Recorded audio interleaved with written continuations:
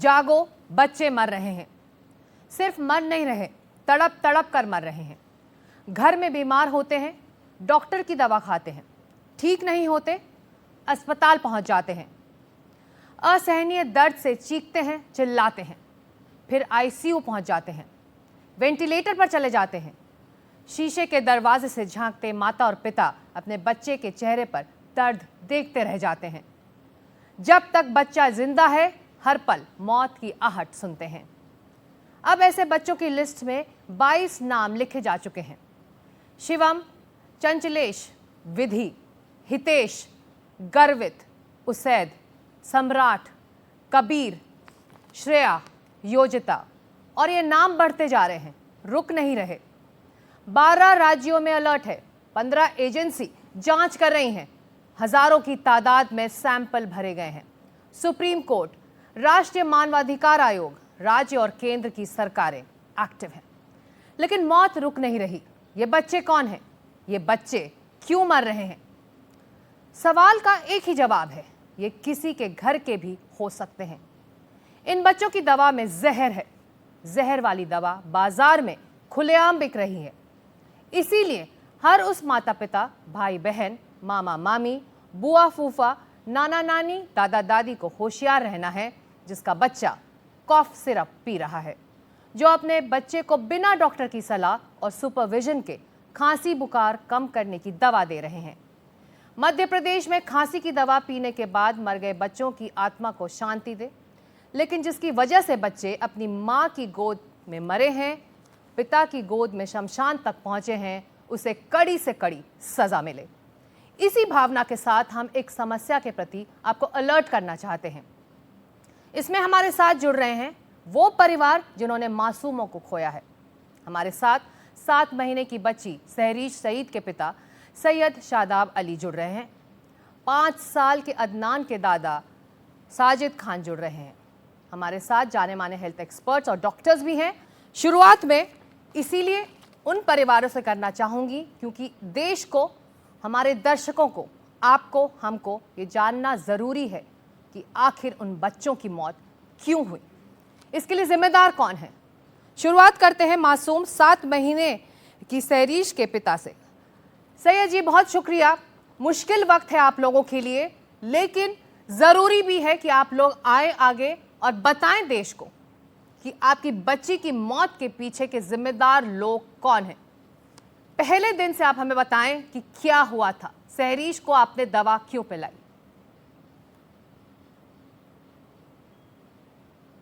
देखिए मैम, 22 तारीख की नाइट की बात है। मेरी बच्ची को उल्टी हुई थी, तो मैंने अपनी बच्ची को डॉक्टर के पास लेके गया।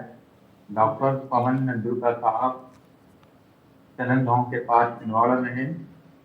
वहाँ उन्होंने मेरी बच्ची को एडमिट किया। एडमिट करने के बाद उसको बॉटलें वगैरह, इंजेक्शन वगैरह लगे रात में। सुबह 12 बजे तक के इंजेक्शन बॉटल लगते रहे मैम। मेरी बच्ची उस समय खेलती कूदती बच्ची थी। 12 के बाद जो सर्जन डॉक्टर थे वो नहीं थे वहाँ पर, उनके असिस्टेंट जो डॉक्टर थे वो मेरी बच्ची की केयर कर रहे थे। तो जब मेरी बच्ची को देखा गया कि उसको कफ वगैरह जमा है और उसको भपारा दिया जाएगा बोले, तो भपारे की मशीन बुलवाया मुझसे। मैंने वहाँ मशीन ला के दिया, भपारा वगैरह दिए उसको। भपारे की मशीन लेने के बाद उन्होंने एक छोटी क्लिप में 2 टॉनिक लिखे गए।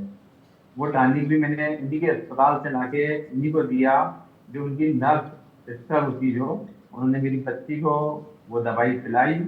दवाई पिलाने की कुछ देर के बाद मेरी बच्ची को उल्टी हो गई, और उल्टी होने के तुरंत बाद मेरी बच्ची के पल्स लेवल बढ़ने लगा और ऑक्सीजन लेवल गिरने लगा। उस मौजूदगी में जो सर्जन डॉक्टर वहाँ मौजूद नहीं थे, 2 से 2.5 घंटे हो गए। 2.5 पौने 3 के समथिंग में डॉक्टर साहब आए। उन्होंने जैसी मेरी बच्ची की कंडीशन देख के उन्होंने तुरंत नागपुर रेफर करवा दिए। तो हमें नागपुर रेफर के लिए हमने एम्बुलेंस वगैरह का इंतजाम किए। एम्बुलेंस का इंतजाम करके उसको नागपुर लेके गए। नागपुर में सोएटेक अस्पताल में उसको एडमिट किया गया। तो वहाँ के डॉक्टरों ने बच्ची को देख के पहले ही बता दी कि बच्ची की हालत बहुत गंभीर है, फिर भी हम कोशिश करते हैं। उन्होंने कोशिश किया, आईसीयू रूम में भी रखे, और आईसीयू रूम में जाने के बाद मेरी बच्ची का दम टूट गया। सैयद साहब, आपके पास क्या वो पर्ची है, क्या वो प्रिस्क्रिप्शन है जिसमें वो दवा लिखी गई थी जिसको पिलाया था आपने? नहीं मैडम, वो 25 मेरे पास नहीं है, क्योंकि वो छोटी पर्ची में दवाई लिख के देती हूँ अनाज को, उन्हीं के मेडिकल से लो, और एक वो डलिया में रख के देते हैं सामान, तो सामान ले आके उन्हीं को दे दिया जाता है। वो मेरे पास भी नहीं।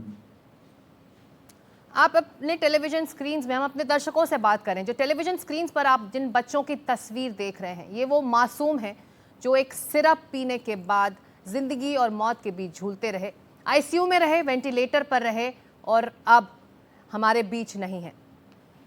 ऐसे ही कई अभिभावक हमारे साथ जुड़ रहे हैं, क्योंकि देश को यह बताना, हम सबको यह जानना जरूरी है कि आखिर वजह क्या है। सैयद साहब, आपको जानकारी कब मिली कि आपकी जो बच्ची है सहरीश, उसकी मौत कॉफ सिरप से हुई है? देखिए मैम, मेरी बच्ची खत्म हो गई थी, अभी छिंदवाड़े में बहुत से ऐसे माहौल बने हुए हैं, तो बहुत से बच्चों के दवाई पीने से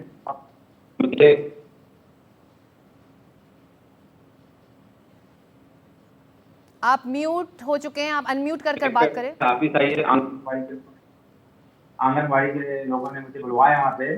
जब मैं वहाँ गया, जब मुझे पता चला कि मेरे बच्चे का सीरप से उसकी मौत हुई है। जी, साजिद खान भी हमारे साथ जुड़े हुए हैं, अदनान के दादाजी हैं। 5 साल के अदनान की जांच इसी दवाई की वजह से गई। साजिद खान साहब, ये बताइए कि कैसे अदनान पहुंचा अस्पताल और क्या हुआ था? पहले दिन से आप भी पूरा वाकया बताइए।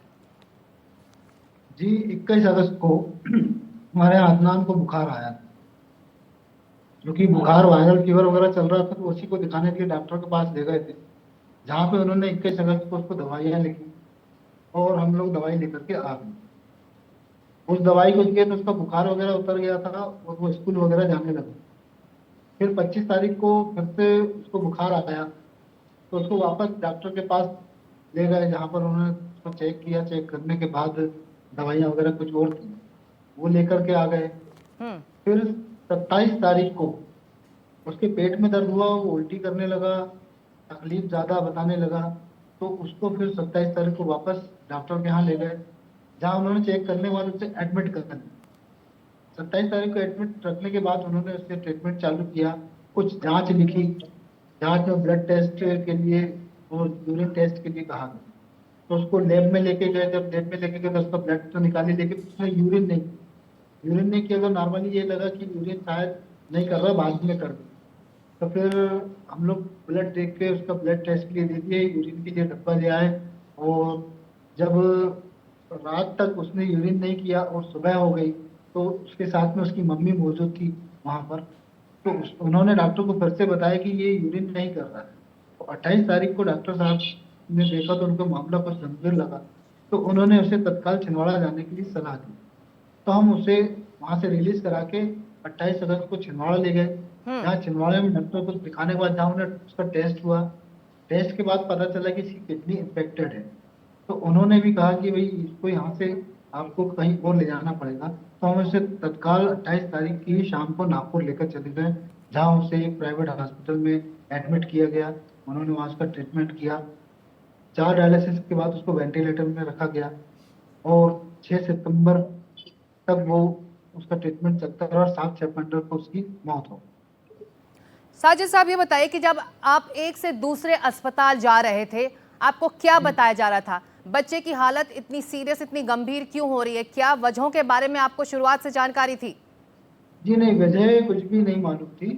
वजह तो सिर्फ ये मालूम हुआ जब डॉक्टर छिंदवाड़ा में जब उसके टेस्ट हुए KFT वगैरह के, तब ये मालूम हुआ कि किडनी प्रॉब्लम उसको है, किडनी अफेक्टेड है।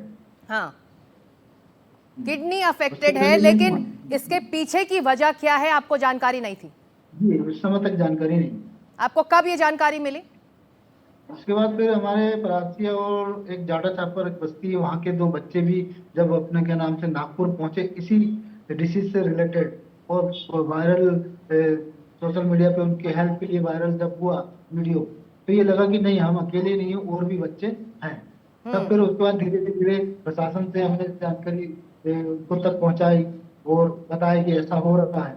फिर कुछ दिनों बाद हमारे यहाँ के माननीय कलेक्टर महोदय और IMC की टीम वगैरह ये सब जांच में बहुत जुटी हुई थी। जैसे ही मुझे लगा 2-3 बच्चों के बाद कि कुछ ऐसा है, तो सभी टीमें, भोपाल की टीमें, दिल्ली की टीमें यहाँ पे आके जांच करी।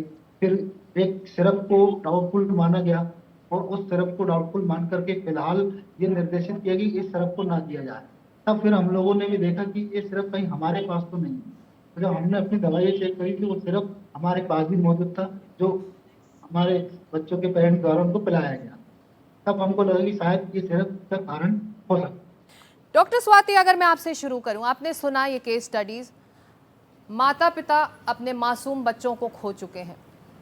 कई को तो ये जानकारी भी नहीं थी कि उनकी बच्चे की मौत किस लिए हुई है। सोशल मीडिया से जानकारी मिल रही है कि मेरा जो हाल है एक और पेरेंट का वही हाल है।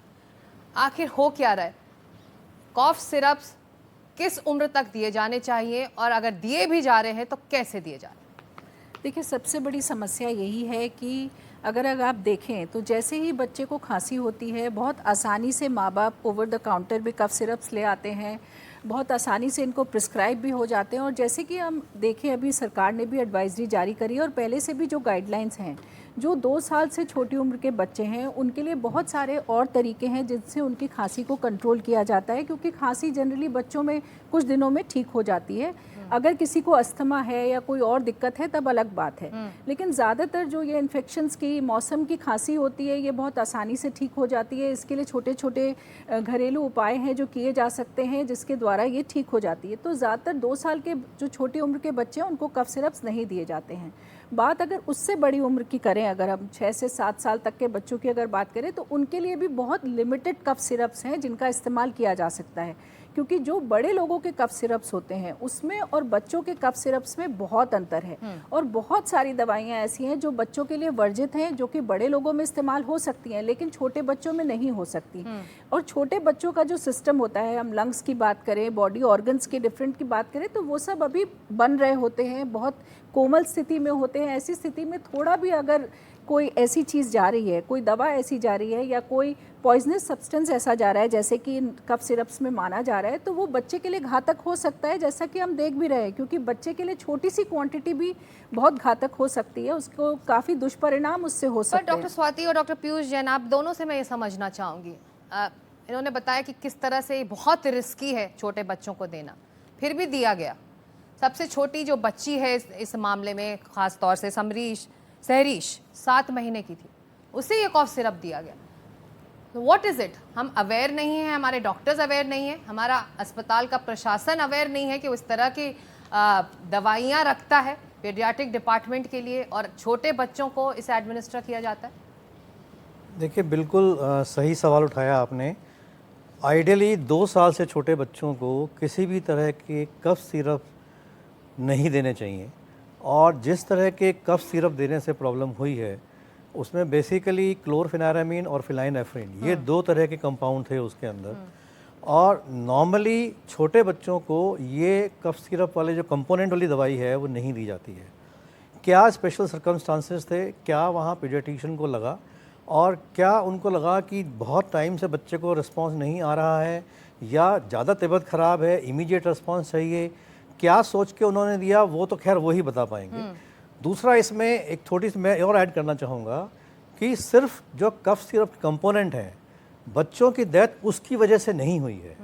बच्चों की डेथ जो हुई है, जो उस कफ सिरप में जो एडल्ट्रेशन थी, जो डाइथाइल ग्लाइकोल या डाइथाइलिन ग्लाइकोल, जो उसकी मात्रा WHO या कोई भी गवर्नमेंट एजेंसी की तरफ से फिक्स की गई है कि 0.05% से 0.1% तक होना चाहिए, उनकी मात्रा उस कफ सिरप में 46.8% से 48.2% तक पाई गई।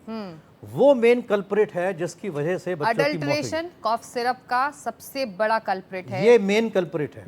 यही कल्प्रिट है। जय सिंह जी, हालांकि ये आपका इलाका नहीं है, लेकिन जिन इलाकों से खबर आ रही है, आप ड्रग इंस्पेक्टर हैं, किस तरह से मानकों की जांच होती है जिससे पहले कि ये फार्मेसी और केमिस्ट तक पहुंचे? आप लोगों का काम क्या होता है जो लग रहा है कि इन इलाकों में, इन राज्यों में नहीं हुआ?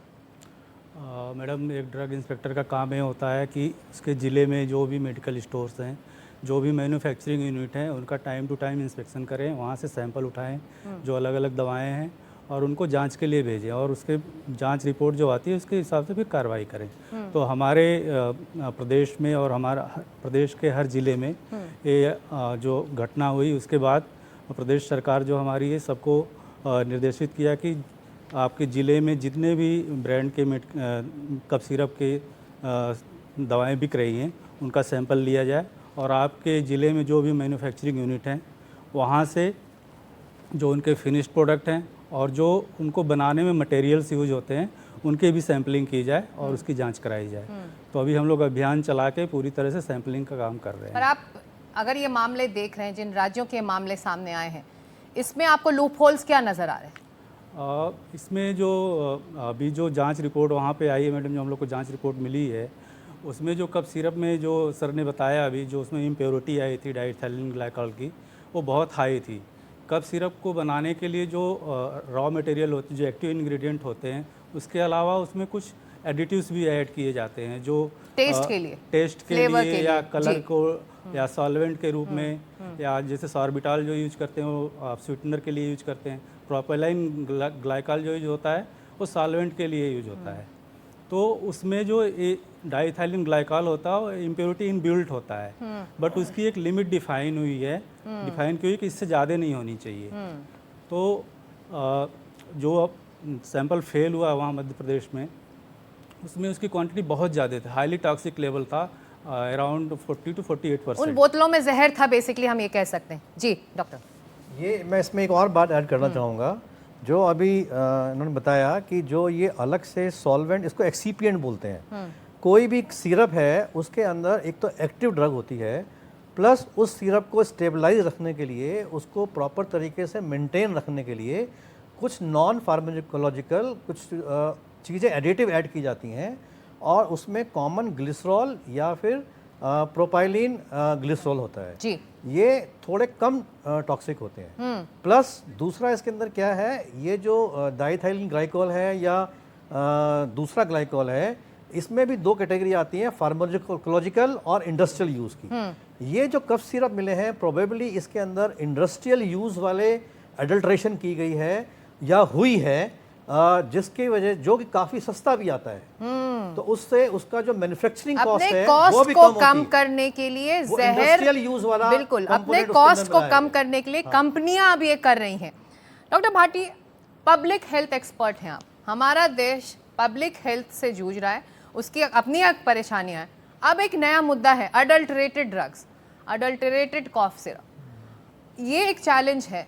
कह रहे हैं कि हर स्तर पर जांच होनी चाहिए, मानकों पर ध्यान देना चाहिए। हमारे पास कानून है, हमारे पास रूल्स एंड रेगुलेशंस हैं, ड्रग इंस्पेक्टर्स हैं, लेकिन 22 बच्चे अभी तक जान गंवा चुके हैं। पता नहीं इसमें और कितने नाम जुड़ जाएंगे। बिल्कुल बिल्कुल। देखिए जैसा आज हम देख रहे हैं कि जो बात भी कर रहे हैं अवेयर करें और एक बार ये जान पाएं कि रूट कॉज क्या है।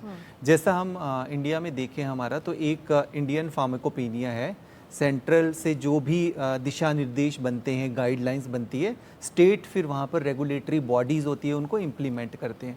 जैसा अभी हम बात कर रहे थे कि हर स्तर पर चेक होता है, हर स्तर पर हमने एक किया कि आपका जो रॉ मटेरियल आ रहा है, रॉ मटेरियल को आपने टेस्ट किया। अब दवा के अंदर भी क्या हुआ, एपीआई हो गया, एडिटिव्स हो गया, सॉल्वेंट हो गया, तो अब जो एक्चुअल में दवा है उसकी कुछ परसेंटेज है, पर गड़बड़ कहाँ पर होती है ज़्यादातर एपीआईज़ में, आपके जो सॉल्वेंट हो गया और अदर जो उसमें चीज़ें एडिटिव इस्तेमाल की जाती है वहाँ पर।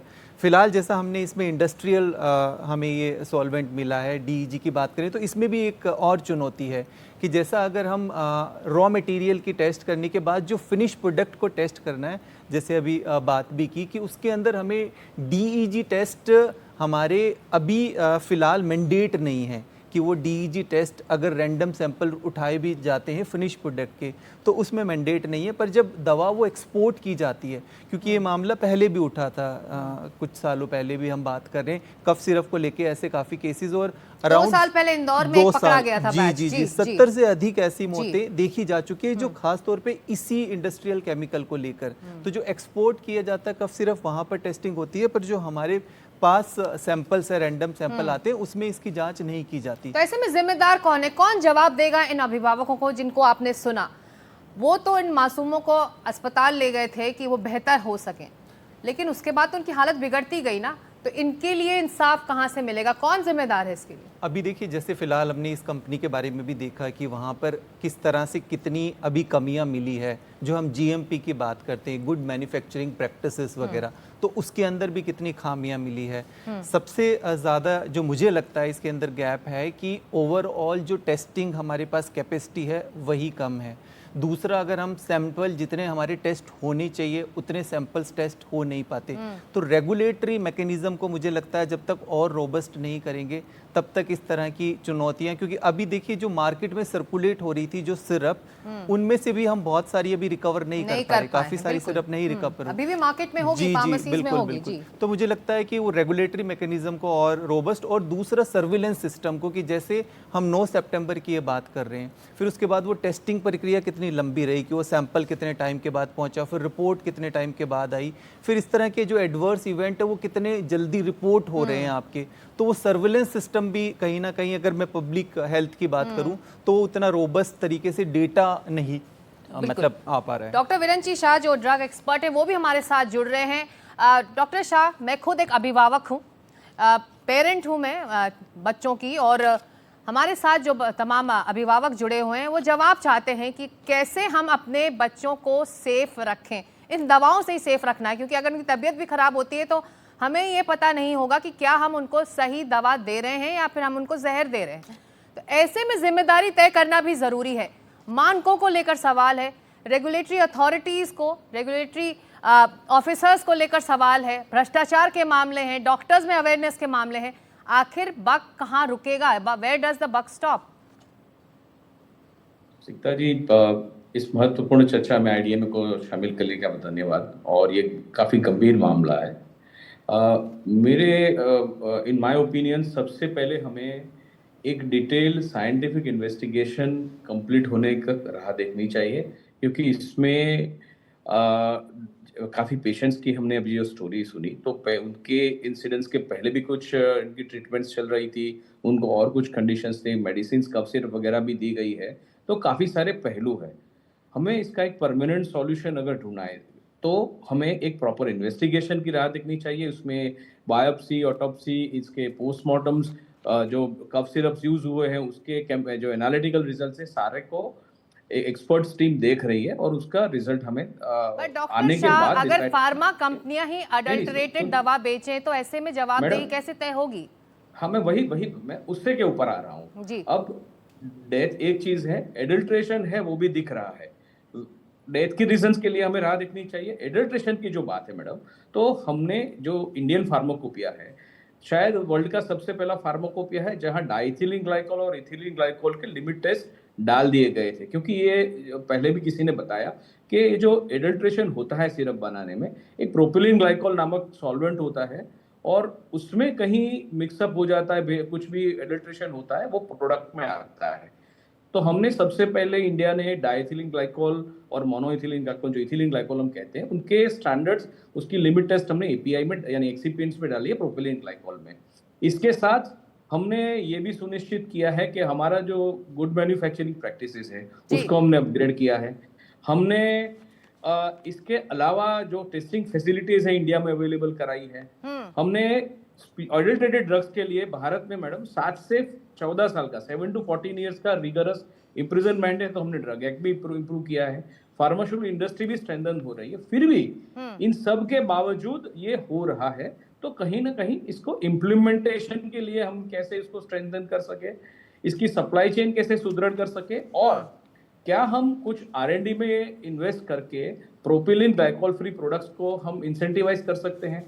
जैसे हमने एक सुझाव दिया था कि जो companies propylene glycol free syrups बनाए तो लेबल पे एक मैंडेटरी बनाया जाए कि this product contains propylene glycol और this product does not contain. तो अगर एक सामान्य पेशेंट अगर रिटेल स्टोर में जाता है वो भी लेबल में पढ़ के जो प्रोपिलीन ग्लाइकोल फ्री प्रोडक्ट्स है उसमें जा सकता है, जिससे रिस्क काफी हद तक कम हो जाए। पर ऐसा हुआ नहीं ना, ऐसा हुआ नहीं, तभी 22 बच्चों की जान इस वक्त जा चुकी है और कितने मासूम इसमें जुड़ेंगे। भगवान करे ऐसा ना हो, लेकिन ये भी बड़ा सवाल बना हुआ है।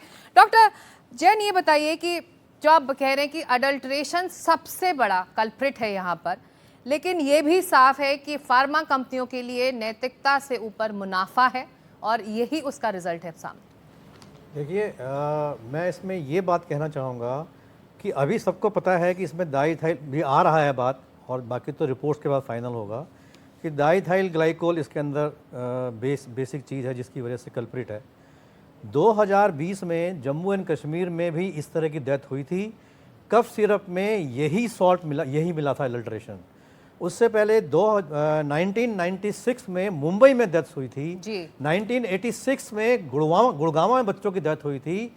हर बार कफ सिरप में यही कंपोनेंट मिला जो कि आउट ऑफ प्रोपोर्शन क्या हुआ तब? हाँ, तब एक्शन क्या हुआ?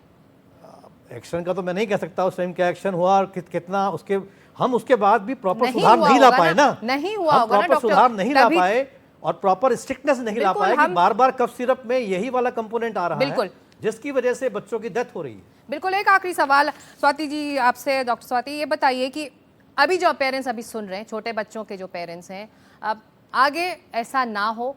अब सरकार कह रही है कि 2 साल से कम बच्चों के लिए कॉफ सिरप की ज़रूरत नहीं है, घरेलू नुस्खे अपनाएं, ज़्यादा ज़रूरत है, नहीं तो अपने आप वो ठीक हो सकते हैं। तुरंत इस वक्त क्या करें? जिसको कॉफ कोल्ड है तो क्या करें वो पेरेंट, और दौड़ के जाके एक फार्मेसी से कुछ भी ना उठा के ले आए? बिल्कुल, देखिए कभी भी फार्मेसी से कोई दवा नहीं उठानी चाहिए, क्योंकि आपको जनरली एडल्ट वाली डोजेज़ मिल जाती हैं और हर बच्चे का वेट के हिसाब से, उसकी एज के हिसाब से मिलीग्राम में डोजेज़ रहता है। तो इसलिए एक तो पहली बात ऐसा नहीं करें। दूसरी बात यह है कि हमेशा डॉक्टर के संपर्क में रहें। आपके बच्चे को बेसलाइन क्या प्रॉब्लम्स हैं, क्या नहीं है, उनको देख करके खांसी क्यों हो रही है, ये सब चीज़ों का आकलन होना बहुत ज़रूरी है। दूसरी चीज़ जो आप घर में कर सकते हैं वो बहुत आसान है कि अगर 1 साल से बड़ी उम्र का बच्चा है तो थोड़ा शहद का इस्तेमाल किया जा सकता है, उससे बच्चे की खांसी कम हो जाती है। दूसरा, सलाइन नेज़ल ड्रॉप्स आती हैं, वो सेफ़ होती हैं, उनका इस्तेमाल किया जा सकता है। और घर में ह्यूमिडिफायर का इस्तेमाल या कमरे को थोड़ा सा उस कमरे में मॉइस्चर रखना, ये सब बच्चे के लिए अच्छा होता है। उसका सर ऊंचा रखना, ये सब आप कर सकते हैं। लेकिन पहली बात यह है कि एक हमें कफ सिरप से डरना नहीं है। यहाँ मकसद ये नहीं है कि हम कफ सिरप से डरें, मकसद ये है हमें समझाना कि जो हमारी कंपनीज आ रही हैं जो कि ऐसी मिलावट कर रही हैं दवाइयों के अंदर, कफ सिरप्स के अंदर, जो कि जहर है। हम कह रहे हैं कि 0.1% तक ही केवल अलाउड है और उसमें आप देख रहे हैं कि 50% तक आपने जहर मिला रखा है और वो बच्चों तक पहुंच रहा है, फार्मेसीज में है, मार्केट में है। तो ये कैसे पहुंच रहा है यहाँ तक? और अगर बाहर दवा जो पेरेंट हैं, जो फैमिलीज हैं, वो जागरूक रहें इस वक्त, डरे नहीं कॉफ सिरप से। लेकिन ये एक ऐसा बहस है, ऐसा मुद्दा है डॉक्टर कि हम इस पर और ज़्यादा चर्चा कर सकते हैं, लेकिन वक्त इतना ही है। लेकिन हम इसी नोट पर इस कार्यक्रम को ख़त्म करना चाहेंगे कि जो अभिभावक जिन्होंने अपने मासूमों को खोया है उनको जल्द से जल्द इंसाफ मिले, और जो मानक हैं, जो रेगुलेटरी अथॉरिटीज़ हैं, जो जिम्मेदार लोग हैं इन मौत के पीछे, उनको कड़ी से कड़ी सज़ा मिले। हम लौटेंगे इसी मुद्दे पर चर्चा के लिए किसी और दिन। फिलहाल आप लोगों का बहुत बहुत शुक्रिया और पूरी संवेदनाएं आपके परिवारों के साथ, आप सभी अभिभावकों के साथ जिन्होंने अपनों को खोया है, मासूमों को खोया है, और चाहेंगे कि आपको जल्द से जल्द इंसाफ मिले। इस कार्यक्रम में इतना ही, लेकिन एनडीटीवी इंडिया में लगातार खबरें जारी हैं। नमस्कार।